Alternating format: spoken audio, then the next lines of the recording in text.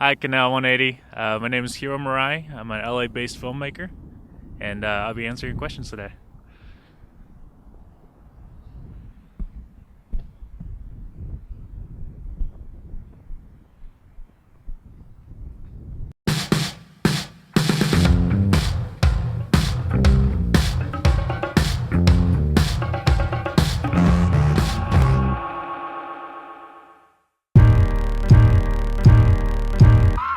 Something sinister to it. The pendulum swinging slow, a degenerate moving through the city with criminal stealth. Welcome to enemy turf, harder than immigrants work. Golf is distant in my shirt.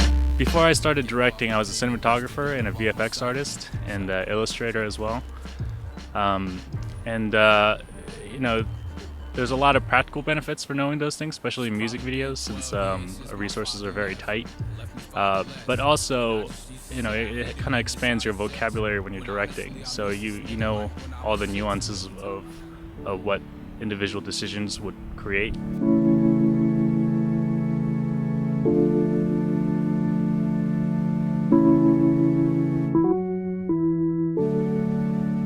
Usually when I'm coming up with an idea, the surreal kind of peripheral elements will come to me first, just because it's usually the most visual thing in the video. But then I'll use the performer to kind of ground the idea into a music video, so it's not just a barrage of just random images. I tend to pull a lot of references from outside video and cinema for music videos, mainly because it's kind of an interesting process to kind of adapt the mediums into film. And specifically with St. Vincent, I was referencing Ron Mueck, the sculptor. And his work is really interesting because and his sculptures themselves are amazing, but the photos from his exhibit were really intriguing because the sculptures are humongous, but all the people in the museum kind of looking at them created this very oppressive atmosphere.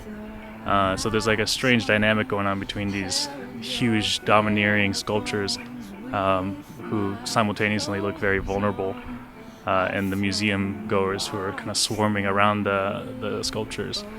So that was the dynamic that we kind of wanted to focus on for St. Vincent.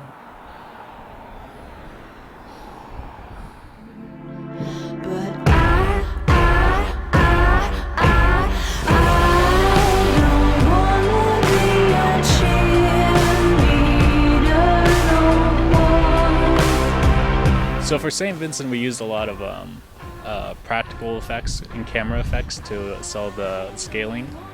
And it's very simple things, but it's a lot of things they used in old Godzilla movies, slowing motions down enough. To sell the scale and camera placement and force perspective and whatnot. I think it's a good way to use some practical effects to kind of make the effects more tactile and believable.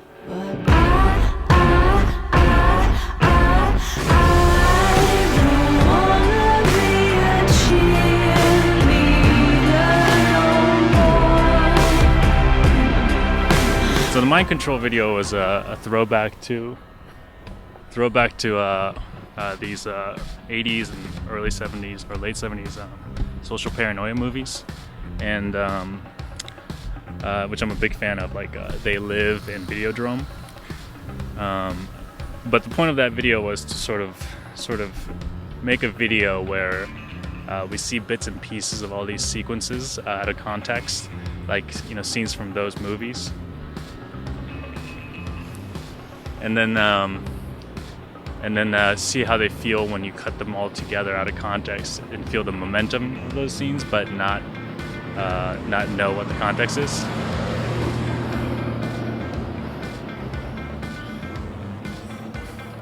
So the point of that video was to kind of experiment and see how all those sequences feel cut together without any sort of narrative context, and just ride on the momentum of the song.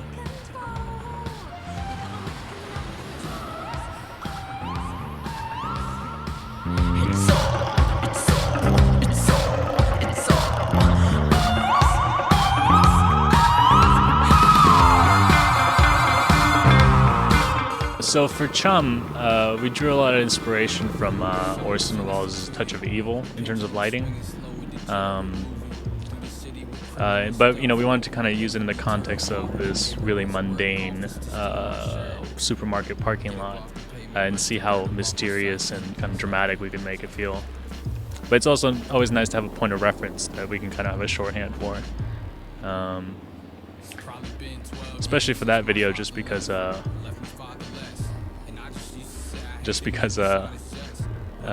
know, it was such a quick shoot in the middle of the night. Working with limited budget. Searching for a big brother, Tyler was that. And plus he like how I rap. The blunt and mice the trap. Too black for the white kids and too white for the blacks. From on the road to cracking locks up off them bicycle racks. So the Shins video is kind of a narrative video that takes place in post-apocalyptic suburbia in Portland. I wanted the video to be more about the catharsis of this kid who doesn't think about all these sort of real life problems, and sort of concentrating more on the immediate catharsis of having this gigantic playground, you know, even if it is a dystopian suburb.